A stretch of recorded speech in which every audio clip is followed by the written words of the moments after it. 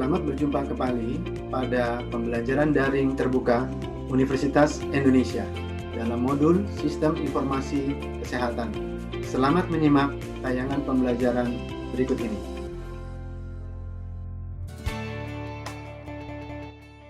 Pelayanan kesehatan yang baik masih menjadi persoalan besar di Indonesia, terutama bagi masyarakat miskin dan hampir miskin. Banyak keluhan yang muncul, misalnya saja menyangkut akses yang tidak mudah, biaya yang mahal, serta pelayanan yang buruk. Padahal pelayanan kesehatan yang baik mulai dari tingkat puskesmas hingga rumah sakit berperan penting bagi kemajuan bangsa. Badan serta mental yang sehat menjadikan masyarakat produktif, mendukung kemajuan ekonomi, dan membangun kesejahteraan. Seringkali pelayanan kesehatan yang buruk hanya dilihat dari tampak depannya saja.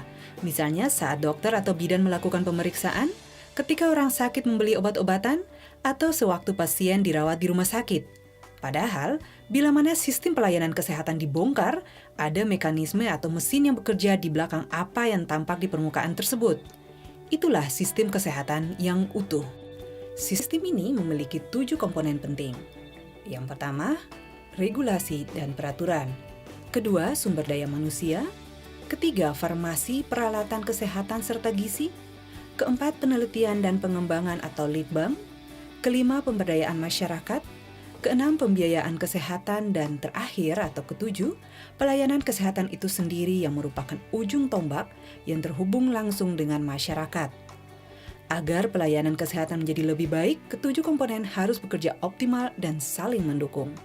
Selama ini, program-program yang terkait perbaikan pelayanan kesehatan lebih sering melihat persoalan secara terkotak-kotak.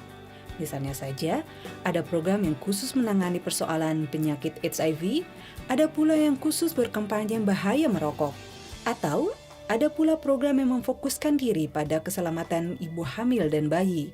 Semua program tersebut baik, bahkan sangat baik. Tetapi perlu pula diambil langkah-langkah penyelesaian masalah yang melihat sistem kesehatan sebagai sebuah mesin yang utuh.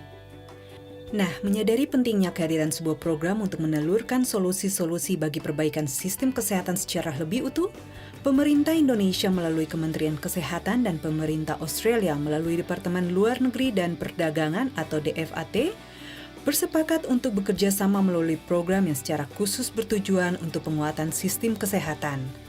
Program ini dinamakan Australia-Indonesia Partnership for Health System Strengthening yang disingkat AIPHSS. Pada tahap pertama, program ini melakukan berbagai inovasi dan terobosan baru serta pilot project perbaikan sistem kesehatan di 8 kabupaten yang tersebar di 2 provinsi, yakni di Jawa Timur dan Nusa Tenggara Timur.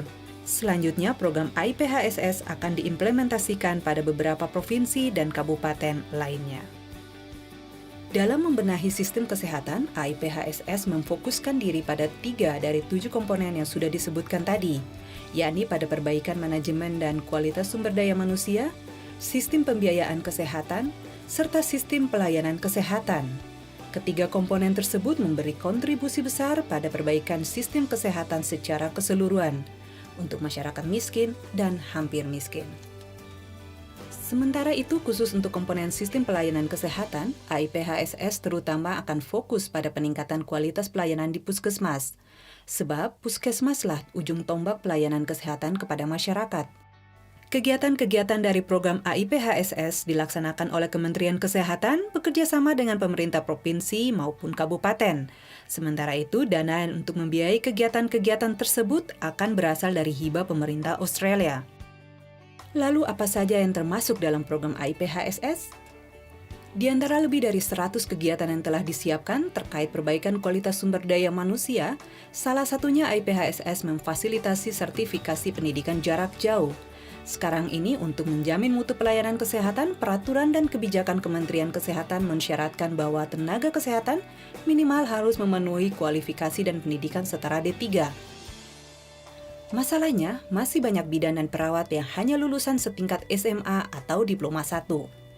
Untuk itu, AIPHSS mendukung sistem belajar dan sertifikasi jarak jauh atau PJJ. Problema yang juga ingin diselesaikan AIPHSS adalah kelengkapan dan distribusi sumber daya manusia di puskesmas.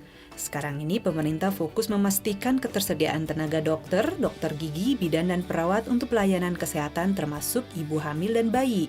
Padahal sebuah puskesmas yang baik membutuhkan kehadiran dan keahlian seperti tenaga farmasi, promosi kesehatan, sanitasi lingkungan, ahli gizi, laboratorium, bagian administrasi, serta tenaga dengan keahlian lainnya.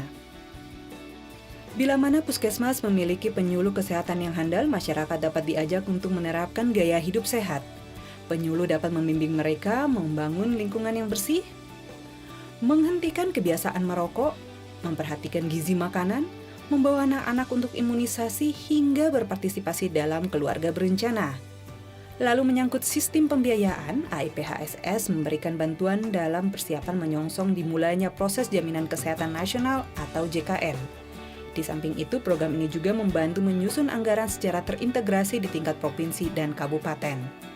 Namun demikian, mengingat JKN sebatas membayar biaya berobat masyarakat yang jatuh sakit, AIPHSS juga mendorong pengalokasian anggaran yang lebih besar untuk tindakan promotif dan preventif. Selama ini fokus pemerintah pusat, provinsi, dan kabupaten kota adalah menggelontorkan puluhan triliun rupiah untuk membantu biaya berobat masyarakat yang jatuh sakit. Padahal yang terpenting adalah mencegah mereka jatuh sakit.